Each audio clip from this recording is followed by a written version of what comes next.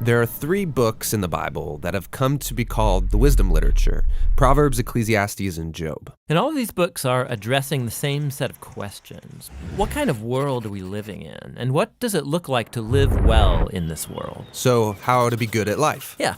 So each of these books tackles these questions from a unique perspective, and it's important to understand all of them to get a fully biblical perspective on the good life. So as a thought experiment, you could actually imagine each of these books as a person.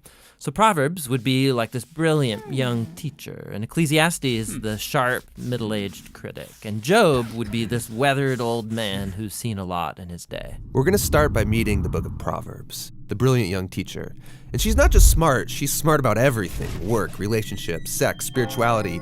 She has incredible insights, things you wouldn't see on your own. Yeah, she would be the perfect friend to have around when you need really specific advice. So what makes her so smart? Well, Proverbs can see things that most people don't see. She believes that there's an invisible creative force in the universe that can guide people in how they should live. And you can't see it, just like you can't see gravity, but it affects everything that we do.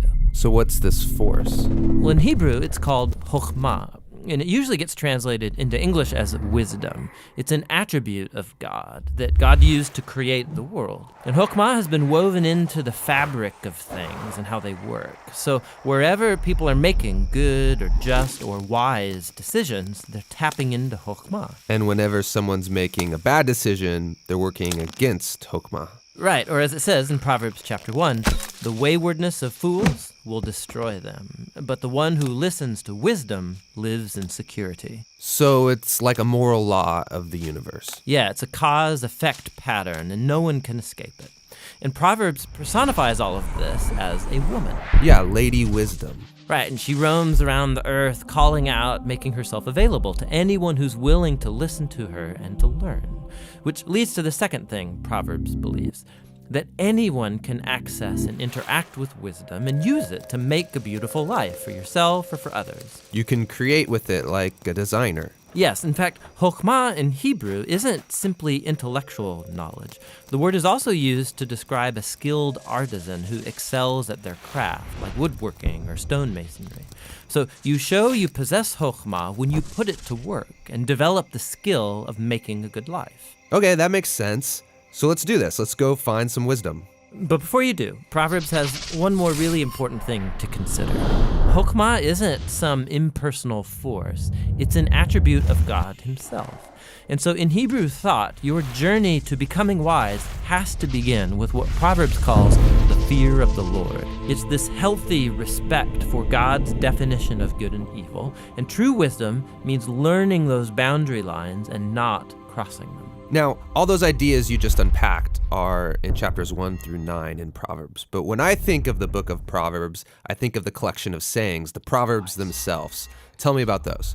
Yeah, those are what you find in chapters 10 on to the end of the book. It's a collection of hundreds and hundreds of proverbs about any and all aspects of life. And chokhmah gets applied to them, resulting in this wise guidance to help you find a path towards success, and no matter what you do. If I design my life with these sayings, life is going to be good. Yeah, or as Proverbs puts it, it'll give health to your bones, prosperity, a long, rich life. Which is a really big claim. But you can see how it's often the case. Wise people, they tend to do better. Things usually work out well for them in life. And so that is the promise and the wisdom of the book of Proverbs.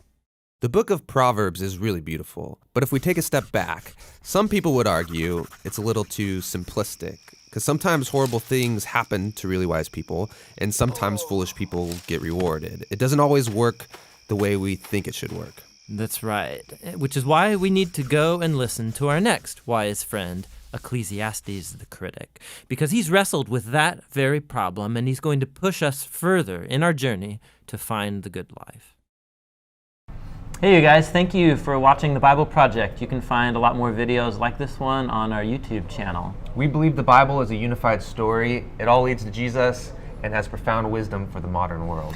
So we're making videos about key themes that run throughout the whole storyline of the Bible. We also make videos that unpack different books of the Bible, looking at its literary structure, the themes of that book, kind of like the one you just watched on Proverbs. We've got a lot more videos to do and a few more series that we want to do as well.